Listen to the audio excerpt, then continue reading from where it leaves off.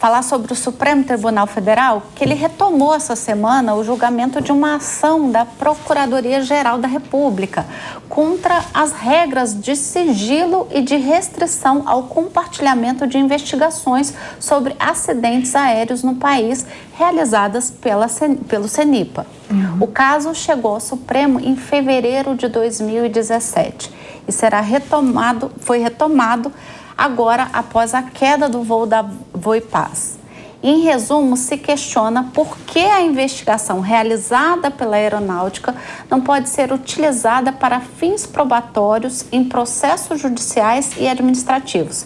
Além disso, o acesso só pode ocorrer mediante requisição judicial, impedindo o acesso de familiares, do Ministério Público e de outros interessados. Bom, e aí? Primeiro que, lamentavelmente, isso ficou, engavetado, aguardando. Aproveitar a oportunidade. Infelizmente, a gente teve o acidente da Voipaz para poder retomar essa discussão. Queria que vocês me dissessem o que vocês acham. Vocês acham que esse relatório da CENIPA... Primeiro, eu queria que vocês contassem um pouquinho o que tem nesse relatório. Vocês que conhecem, principalmente você, Calazans, Diogo, o que tem nesse relatório? E por que ele não pode ser compartilhado com aqueles que vão investigar o caso? Porque, como bem lembrou a Sandra antes da gente entrar aqui, além de tudo, existe uma ação criminal que se instaura... Uma investigação. Uma investigação paralelas, criminal, né? Exato, que se instaura quando há um acidente aeronáutico. Às vezes até civil, né? Responsabilidade civil, às vezes Até não é nem civil. criminal. Não, sim, mas a criminal, também. acima de tudo, é a que mais precisa Responsabiliza. de elementos. Né? Então, por que é que não se tem esse acesso? Queria Contar você... um, que posso acontece, contar um Elaine? exemplo do que eu trabalhei? Claro. Um determinado acidente, a aeronave passou por antes do acidente, uma manutenção, não sei se era preventiva ou corretiva, recente. E tudo indicava que uma dessas peças colocadas no avião foi a causa do acidente. Tá? Então o Ministério Público estava atento a isso. A investigação técnica feita pelas autoridades aeronáuticas fez uma inspeção e na investigação fez um teste sobre aquela peça, que em princípio cogitaram, não sei até hoje se ela foi a causa do acidente. Só que fizeram um teste destrutivo. Então, as autoridades policiais, o Ministério não teve acesso, destruíram aquela peça dentro de uma investigação normal. E aí a pergunta é, será que ela era a peça que deu causa ao acidente para fins de responsabilização criminal, inclusive era o caso do Ministério Público? Perdeu-se. Então, quando eu estou dando um exemplo aqui. Na prática, o doutor sabe muito bem que a lei, a gente vai sentir a lei na prática, não é contar no papel. Mas você é a favor ou é contra que, eu sou contra o sigilo. Que os dados sejam... Tinha que ser... Aí com uma ressalva, vamos lá. Uma ressalva.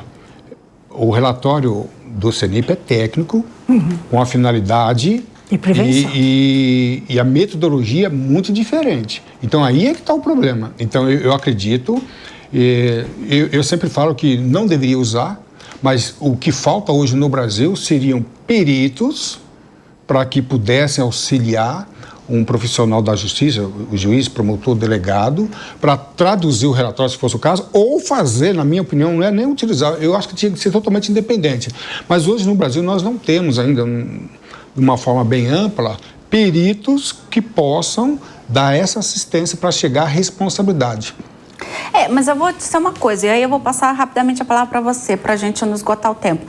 Desse relatório que eu li hoje, de 2013, que eu tive acesso, como advogada, eu achei que ele subsidia e muito um bom advogado, não, uma boa perícia, uma boa investigação. Orienta bem. Dá um norte. E eu não precisaria de um perito aeronáutico para ler, muito embora... A hora que você lê as recomendações de segurança, ela já está te dizendo um monte de coisa. Orienta-se a empresa que faça mais treinamento com seus... Fala, opa, alguma coisa com a tripulação aqui apareceu. Parece uma assunção. Orienta-se a empresa que ela deve... Você fala, opa, se eles estão sugerindo... São questões que pegaram ali. Quer dizer, as recomendações, elas já Mas esperar que isso... Porque tem relatório que leva 2 anos, tem relatório... E a investigação criminal... Não pode esperar. Entende? Porque as famílias, inclusive, né? Você deixa as famílias num estado de martírio, Porque elas querem uma resposta. E aí fica lá o Ministério Público, a investigação criminal. O acidente do meu marido foi arquivado. Nunca teve uma resposta criminal. A maioria. Ficou nas mãos do delegado Tuma, mudou a delegacia, ninguém entendeu por quê. Foi para o delegado Tuma lá na Berrini, passa um tempo, ele saiu do caso, passa para o Ministério Público, à época, o doutor Sarrubo. Ele ficou, na hora que ele foi fazer novas oitivas, ele não achava mais ninguém. E ele falou, Sandra, eu não tenho como encaminhar o caso do teu marido. Arquivo. Então isso te impacta como família de um jeito absurdo. Agora dependia muito da aeronáutica, não vinha, aí justiça, aí demora para chegar. Então você tem todas umas questões que para nós familiares deve ter uma série de justificativas, ok? Também ninguém quer atrapalhar a investigação, né? Mas para nós é um martírio. Eu acho perfeitamente compreensível esse martírio, essa dificuldade toda, mas a questão, vamos contextualizar um pouco. Por que esse caso está no STF? Em 2014 foi reescrito o Regulamento Brasileiro de Aviação Civil. E ali que se colocou que tem que haver sigilo na investigação aeronáutica. Por quê? Na investigação comum que a gente está vendo aqui no chão, no dia a dia, nos acidentes e nos crimes e nas hipóteses de crimes, a polícia faz a investigação suficiente para saber se houve crime e quem foi o criminoso. E daí entrega para a justiça punir. Feito isso, está resolvido o assunto, se dá por encerrado. A investigação aeronáutica feita pelo CENIPA, isso é no mundo inteiro assim. Ela tem um enfoque completamente diferente. Ela não está atrás de culpados. Ela quer entender todo o elo do processo que possa ter contribuído de alguma maneira para acontecer esse acidente. Desde relações amorosas da tripulação, remédios que estão tomando, uma série de coisas, todas as questões técnicas do avião, às vezes assuntos até depois podem ajudar, que aconteceram depois podem ajudar, com um único objetivo: ter certeza que compreendeu exatamente as razões para emitir os relatórios e boletins e tomar todas as medidas necessárias para que nunca mais se repita o mesmo acidente. Outros vão acontecer, mas cada vez menos, como você disse no início do programa, Elaine, porque essas medidas, elas são excelentes para prevenir a repetição de acidentes. Eu entendo que se a gente usasse mais esses métodos da aeronáutica aqui no chão, nas ruas e calçadas, nós teríamos uma vida muito mais segura também. Mas o que aconteceu? Conforme ela vai fazendo essa investigação, como ela é muito do bem, ela quer só uma coisa melhor para todos, a cooperação é gigantesca. Até que, especialmente nesses 3 grandes acidentes que aconteceram no Brasil, isso aconteceu em outros lugares do mundo também, começou-se a criminalizar alguns erros, alguns atos.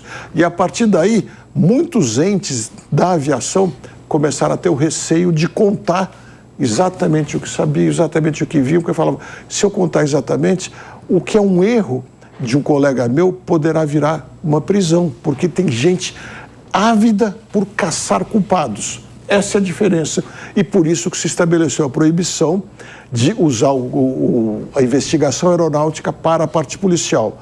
Acho perfeitamente cabível que se discuta isso, haja dúvidas. Eu sou apaixonado por essa visão de investigar para evitar repetição. Sim. Mas o assunto tem que ser aberto e acho muito bom que o Supremo discuta também e traga mais luz para esse assunto. Só que tem uma ressalva. Sérgio, vou só pedir para o doutor Sérgio dar o ponto de vista dele.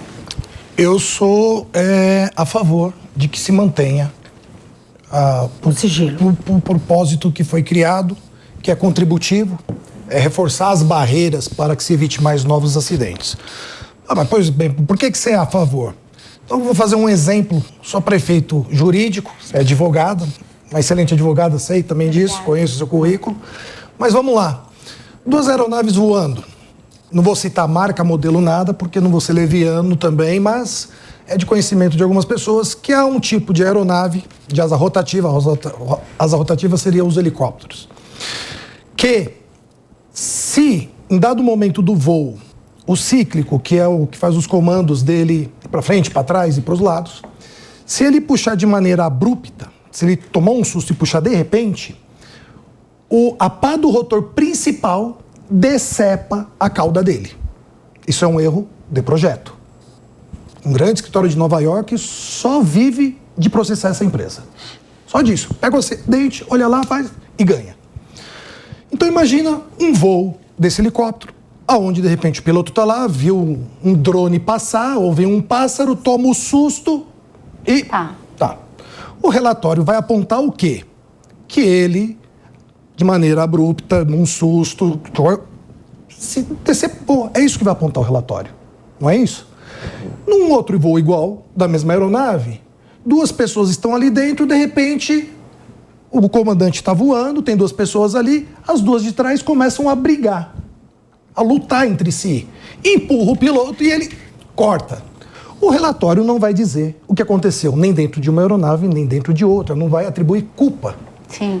E aí, cabe à justiça, num processo paralelo, e o advogado, e o bom advogado, criar ali os elementos, mas não deixar de usar o relatório que concluiu a investigação, porque vai dar um norte. Tem que começar de algum lugar. Sim. Isso você evita de culpar a vítima, os familiares da vítima, porque qual que é o sentimento hoje da esposa do comandante do Chapecoense? Sim. Ele é um criminoso. Então ela sofre 2 vezes. Sim. Sofre 2 vezes. Então, eu acho que, primeiro, esse é um ponto. O segundo ponto, durante a investigação, imagine que acesso a todo mundo especulando, todo mundo divulgando. Aqui onde nós estamos aqui tateando, querendo entender o que aconteceu com esse acidente, são tantas possibilidades, né? São tantas coisas que podem ter acontecido. Estava comentando com o comandante antes, a gente junto, eu nunca vi na prática um acidente de parafuso chato de uma aeronave deste porte, a não ser num simulador de voo. É verdade. Ou nos livros. Exato. Né? Então, vou chamar aqui, desculpa, minha opinião é essa, uma fatalidade. Isso. Que incorre de erros e de percepções erradas de um ser humano. É isso que eu vou dizer. Mas, em relação à matéria, com certeza não vai dar elemento suficiente para um juízo de valor e dizer, olha, criminalmente vou responder esse ou aquele, porque ele não traz esse elemento. Sim. Não tem essa informação lá.